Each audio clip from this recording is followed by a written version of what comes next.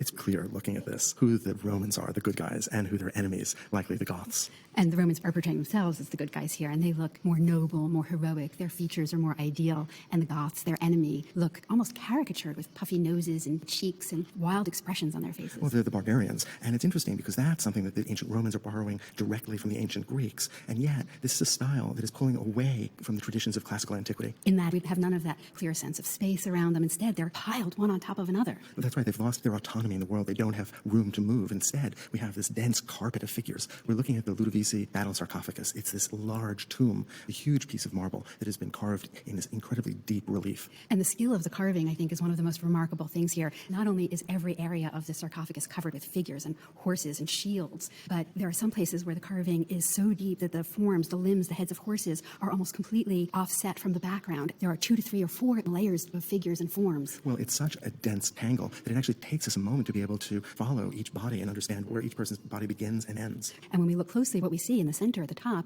is obviously the hero. He is coming in on his horse. He's twisting around, opening his right arm, bringing his horse along with him. But look at how he's offset against his horse, who looks almost wild and passionate, but he looks calm. His body is splayed out, and the drape of his armor creates this radiating sense. He's almost like a sunburst in the center of this composition. Yeah, and moving at the same time. In fact, everything here is moving. It's almost impossible to remember that this is just static rock because the surface is so activated. When we look closely, we see that the Romans look stern and serious. For example, the figure at the far left who's charging into battle. So there's a sense of the seriousness of battle. There are these moments of moral decision-making. Look at the Roman soldier who has a captured Goth bound to the wrist. He's holding his chin, he's holding the back of his head, and you have the sense that he's making a decision as to whether to be merciful or to slay this prisoner. And strangely, as we look toward the bottom of the sarcophagus, the figures get smaller instead of larger, which we might expect. So the horses along the bottom are smaller. The figures who are slain or wounded along the bottom are also slightly smaller. It's as if we are looking down from above somehow, and so we have a kind of interesting perspective that's constructed in here. Certainly not linear perspective, but a kind of organizing perspective that makes sense of this complex surface. One of the issues that I find most interesting is the way in which the shields and other elements create canopies that frame individual figures and sort of bring our eye deeply into this composition. Look at the figure who we see in profile, whose head is framed by 2 shields. That's right, peeking through. It's kind of this wonderful moment. And that dark shadow behind him. What's really wonderful about the sarcophagus is the alternation of light and dark that animates the surface. Where we see the most shadow and the most deep carving is in the hair of the Goths, in their faces, and the smooth surface of the marble is reserved for the Romans, who are less deeply carved. Well, that's right. So that texture is associated with the enemy and a kind of roughness. We see more and more sarcophagi, or the plural of sarcophagus,